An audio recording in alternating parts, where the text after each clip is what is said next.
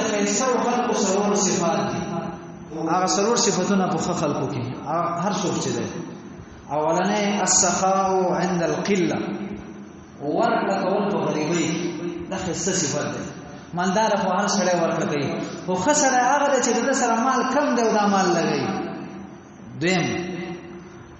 خسره هغه دی والورع فی الخلوه مخامخ هر سړی دی چې ګنا نه کوم پلان کې مې ګوري پلان کې مې ګوري کیمرې لګېدلې دي کوم چې کاړه ودره کوم جواز وې څه دا کاړه ودره کیمرې لګېدلې دي څو د کیمرونو یېږي څو د مشرانو یېږي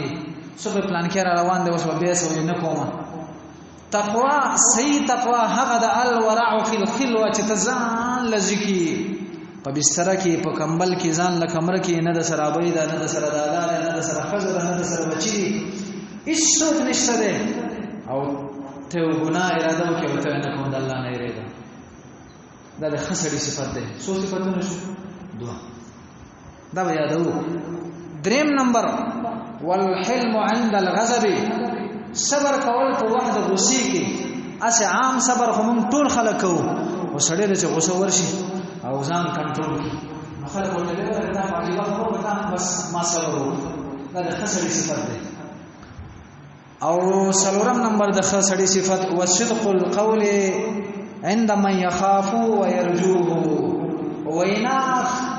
رښتینی کول د هغه سړي په خوا کې چې ته د هغې نه ایریږم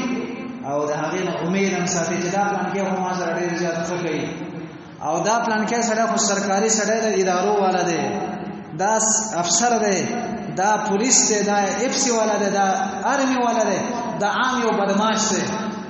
یریږم ته